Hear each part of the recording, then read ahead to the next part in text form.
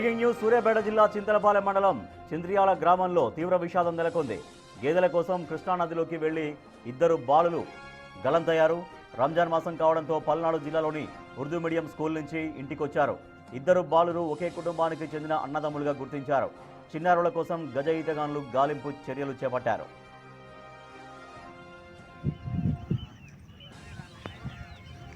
సూర్యాపేట జిల్లా చింతలపాలెం మండలం చింద్రియాల గ్రామంలో తీవ్ర విషాదం నెలకొంది. గేదెల కోసం కృష్ణానదిలోకి ఇద్దరు బాలురు దిగారు.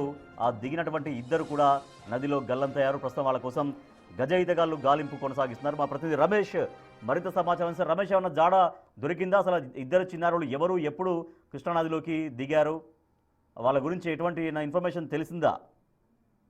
ఇద్దరు అన్నదమ్ములు కూడా పక్కనే ఉన్నటువంటి ఆ బార్డర్ ఏదైతే ఉందో గుంటూరు చిలకలూరుపేటలోని మదర్సా స్కూల్లో కూడా చదువుతుంటారు. అయితే ఈ రంజాన్ పండుగ వేళ కావడంతో కూడా వారు సెలవుల కోసం స్వగ్రామం రావడం జరిగింది. సూర్యాపేట జిల్లా చింతలపాలెం మండలం చింత్రియాల గ్రామానికి చెందినటువంటి వారు నిన్న మధ్యాహ్నం సమయంలో కూడా వీరు ఇంటి నుంచి బయటికి వెళ్ళడం జరిగింది. బయటకు వెళ్ళిన వారు తిరిగి రాకపోవడంతో చుట్టుపక్కలంతా కూడా మొత్తం గాలింపు చర్యలు అయితే ముమ్మరం చేయడం జరిగింది. అయితే నిన్న సాయంత్రం ఏదైతే పక్కనే ఉన్నటువంటి ఆ కృష్ణ